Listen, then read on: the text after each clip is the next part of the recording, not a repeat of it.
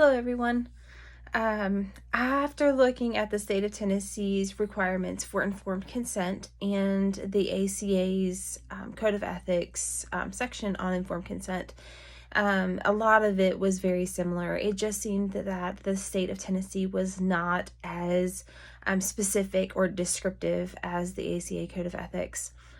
So with those resources, I did look up a website called the Works Counseling Center out of Nashville, Tennessee, and looked at their informed consent in comparison. And they were very thorough in their informed consent description. There was a section on confidentiality, just including that all communication between the client and therapist was kept confidential. Unless written documentation was obtained. There was a section about consultation with peers, that it being important in the psychotherapeutic practice and for the client's benefit, as well as the limitations to the confidentiality in the cases of suspected child and elder abuse or the client's threat of harm to themselves or to someone else.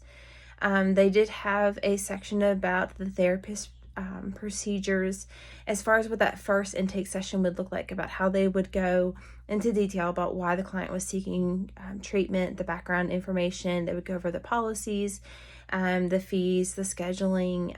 There was even an inclusion of the risks for counseling as well as the benefits. There was a section about continuing therapy and ending therapy. They did request that the client give them one final session to discuss the reasons why the client was discontinuing, but they had the right to withdraw at any time, and how the client could best move forward. There was a part about therapy procedures and what that would look like in the process. But that would be discussed after hearing what was going on with the client.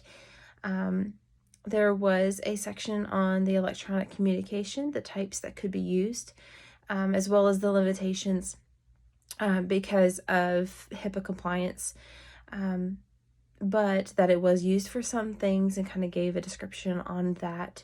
And it gave numbers to call for in case of an emergency. Did specify that they did not provide crisis intervention, and so if that was needed, who to call or where to go.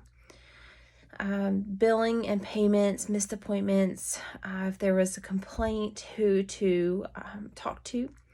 There was fees, the cancellation policy, and of course HIPAA notice of privacy practices was included. There was another section about special confidentiality notice for parents that included the child's right to confidentiality, but also recognizing the importance for the parents to be involved.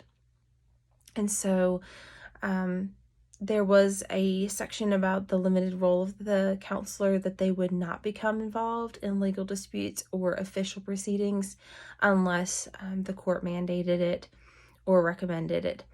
But if that was needed, that they would make a recommendation or referral to someone who could offer those services to them.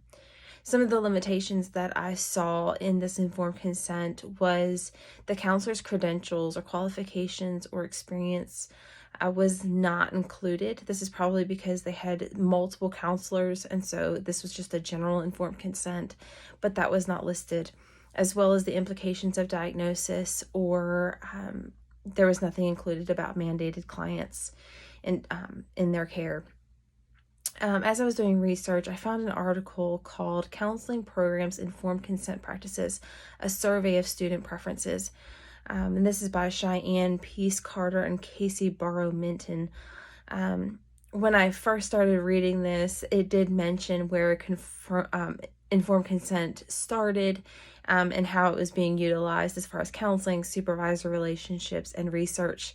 But the further that I started reading, this was not talking about this need for students to be educated in informed consent and how to implement that in the future practice, but it was about informed consent as students began their education in counseling. And it just talked about the potential impacts of enrollment, as well as like the emotional health, the stress, the significant relationships that were involved.